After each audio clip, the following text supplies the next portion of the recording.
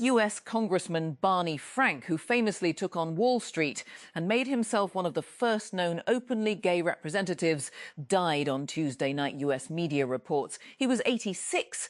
Frank, who represented southern Massachusetts in the House of Representatives for over 3 decades, had been living in hospice care at his home in Maine since April.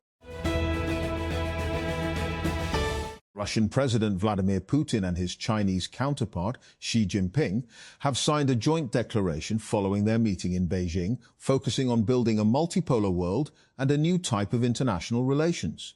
The two countries also announced that they had signed a large package of deals, solidifying bilateral cooperation as President Donald Trump completed his ask after United States President Donald Trump for a 2-day summit with Xi. We-day summit, Xi, with Xi. Stability AI, the company behind Stable Diffusion, is releasing a new family of audio models called Stability Audio 3.0. The top model can generate professional-grade music of more than 6 minutes long, the company claimed. The company is releasing 4 new models under the Stable Audio 3.0 name. 459M parameters, small 459M parameters, medium 1.4B parameters, and large 2.7B parameters. The duo of small models is suitable for on-device sound and music generation of up to 2 minutes.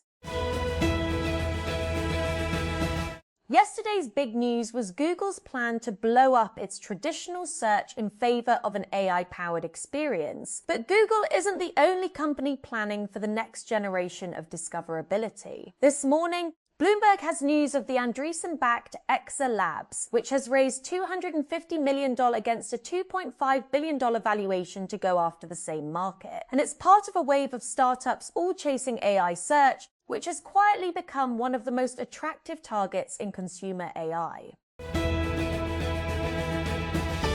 The Federal Directorate of Education has announced Eid-ul-Azha and summer holidays for educational institutions operating under its ambit in Islamabad. According to an official notification issued on May 20, all institutions working under the Federal Directorate of Education will observe holidays from May 25 to July 31, 2026. Classes will resume on August 3, 2026. Scientists have successfully created a chicken into the world using an artificial egg for the first time, marking a major breakthrough that could help future efforts to revive extinct bird species such as the giant moa.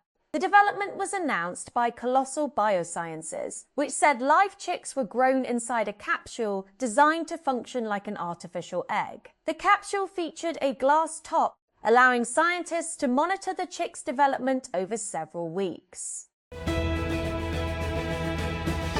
Pakistan Customs has intensified its anti-smuggling campaign nationwide, seizing illegal goods worth $718 billion over the past 2 weeks as part of a coordinated crackdown launched under directives from the federal government and the Federal Board of Revenue, according to the Office of the Chief Collector Customs Enforcement. Islamabad, the seizures were carried out by 9 customs enforcement collectorates across the country. Gadani reported the highest recoveries worth Rs 853 million, followed by Sargodha with Rs 700 million and Quetta with 693 million in confiscated goods. In a tent in southern Gaza, Najia Abulahia mourns not only her husband, but also their failure to make the pilgrimage to Mecca, or Hajj, together before he died a year ago because of war and border closures. Before the Israeli invasion of 2023, at least 3,000 Gazan pilgrims made the Hajj every year. The signing of a ceasefire in October that halted major fighting raised Palestinian hopes for renewed travel, but they have been dashed by continued heavy restrictions on movement. Islamabad. The Supreme Court on Wednesday issued notices to the accused in an honour-killing case involving a young woman from Rawalpindi who was murdered after a jirga rejected her choice of marriage. A 3-judge Supreme Court bench headed by Chief Justice of Pakistan Yahya Afridi and comprising Justice Muhammad Shafi Siddiqui and Justice Miangal Hassan Aurangzeb issued notices on an appeal filed by the Punjab Prosecution Department against the Lahore High Court.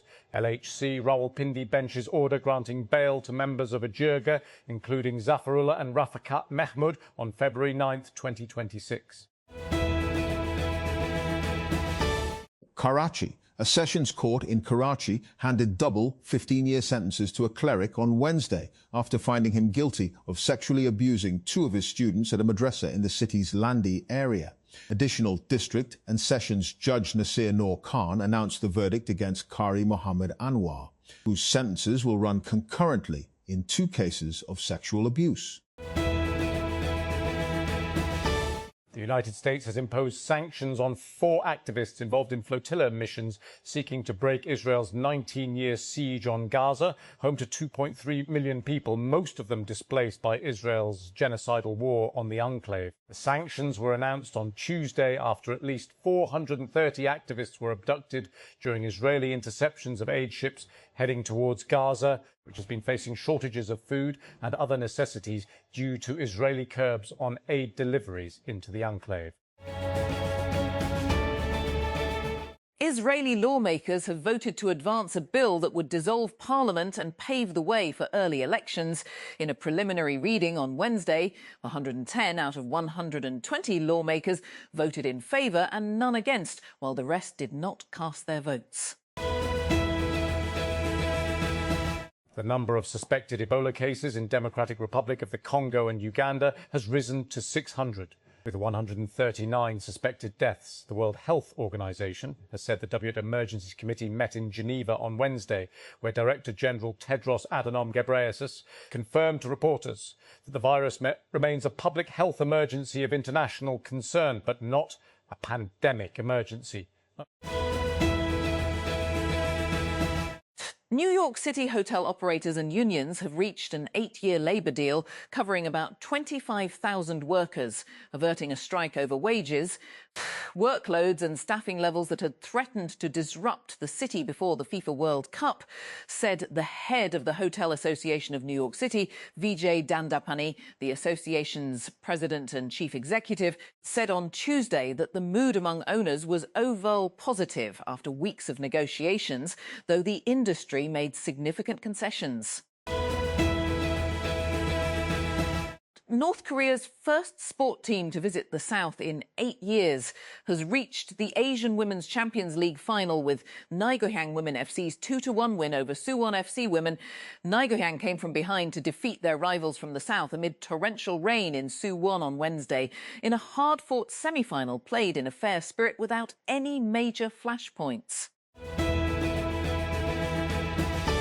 GitHub, the popular developer platform owned by Microsoft, confirmed it was hacked and attackers had stolen data from around 3,800 internal code repositories. The code hosting and sharing giant said in a series of posts on X that it has no evidence of impact to customer information stored outside of GitHub's internal repositories, but noted its investigation was ongoing. GitHub said it detected and contained a compromise of an employee device involving a poisoned VS Code extension, referring to a plugin for Visual Studio Code, a popular code editor that developers use for programming. Your shot at VC access, global visibility, TechCrunch coverage, and $100,000 in equity-free funding is gone in a week. Battlefield 200 applications close May 27. If you're building a breakout startup or know a founder who is, this is the moment to act. NanoCo, the company behind security-focused OpenClaw alternative NanoClaw, has raised an oversubscribed $12 million seed round following a viral launch. Its founders tell TechCrunch. The funding was led by Valley Capital Partners and saw participation from Docker Vercel, Monday.com, Slow Ventures and angels like Clem DeLange, CEO of Hugging Face. A bill to provide for the constitution and regulation of the Pakistan Water and Power Development Authority Security Force, titled the WAPDA Security Force Bill 2026, was introduced in the National Assembly on Wednesday. The bill was moved by Federal Minister for Water Resources, Mohammed Muin Watu. Recent mpox cases reported in Khyber Pakhtunkhwa have raised concerns over signs of local transmission, suggesting the virus may no longer be limited to infections linked to international travel. Since August 2024, Khyber Pakhtunkhwa has recorded 28 confirmed mpox cases, including 8 reported in 2026 and 1 death. Discord has completed its rollout of end-to-end encryption for voice and video calls. The company said the protection now applies to all calls outside stage channels. Users do not need to turn on the feature manually, as the added security is enabled by default. Thousands of Pakistani students admitted to Finnish universities for the September intake are facing growing uncertainty as delays and access issues linked to visa-related travel and residence permit processing continue to disrupt their plans. With no Finnish embassy operating in Pakistan, students have to rely on Qatar, particularly Doha, for residence permit procedures and biometric verification. However, many affected students say the current situation has made that process increasingly difficult. Pakistan all-rounder Salman Ali Agha has received an official reprimand from the International Cricket Council, ICC, for breaching level 1 of the ICC Code of Conduct during the second test against Bangladesh at the Sylhet International Cricket Stadium. The incident occurred during Pakistan's second innings on Tuesday after Salman was dismissed in the 82nd over of the chase. While walking back to the pavilion, he struck an ad sign, an advertising hoarding, with his bat. Football's world governing body, FIFA, has framed the 26 World Cup's expansion from 32 to 48 teams as a watershed moment for inclusivity, opening the door for nations that have never qualified before. Indeed, 4 teams will be playing at their first World Cup in North America this summer: Cape Verde, Curacao, Jordan and Uzbekistan. Goma, Democratic Republic of the Congo, Sadiki Patrick, 40, is still grappling with the loss of his 15-year-old daughter, Judith, in Mongboilu, a mining town in the Eastern Democratic Republic of the Congo. Judith is one of the latest victims of Ebola as the country battles yet another outbreak, the 17th in just 50 years. Oceans, to state the obvious, are big.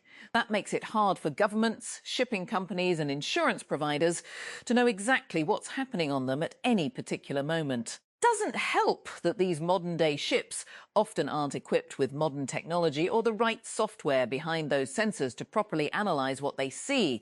Quartermaster, an Arlington, Virginia-based startup, is building a solution to this problem that it calls SmartMast. It's quite literally a package of weather-hardened sensors like cameras and radios that go on a ship's mast and can relay real-time maritime data. Combined with an analytics platform that can interpret all that information, Quartermaster refers to it as a continuous distributed sensing network, a hive mind for millions of ships. Over the last few months, Figma has struck partnerships with OpenAI and Anthropic to bake in support for AI CLI tools like Claude Code and Codex to allow users to use these coding environments alongside its design software. The company is now baking in its own take on AI smarts via a new AI agent that operates within its collaborative canvas. Figma says users can employ natural language text prompts to direct its new AI agent to generate new designs, edit existing ones, or automate tasks such as generating iterations of existing designs. Users can even fire up multiple agents that can do various tasks simultaneously. The School for Contemporary and Islamic Learning, also known as SIL, has come under criticism after a parent alleged that its Lahore campus is still requiring students to appear in exams despite the Punjab government's decision to announce early summer holidays due to the ongoing heat wave. According to the complaint, students at SIL's Defence Branch have been asked to sit exams on May 25, even as temperatures remain extremely high. Sindh state government has approved the construction of a modern terminal for trucks, trailers and heavy loading vehicles outside Karachi, along with a dedicated heavy vehicle track connecting Karachi port to the proposed terminal on the Northern Bypass. The decision was taken during a meeting of the Sindh Mass Transit Authority, chaired by Senior Minister Sharjeel Enam Memon, where several major transport and infrastructure projects were approved. Pakistan pace legend Wasim Akram has delivered a candid assessment of Pakistan's back-to-back Test defeats to Bangladesh, expressing disappointment with the visitors' performance while also praising the hosts for their major progress in red ball cricket. Bangladesh sealed the series victory on the final morning, with their bowlers taking the last 3 Pakistan wickets to complete a comprehensive win.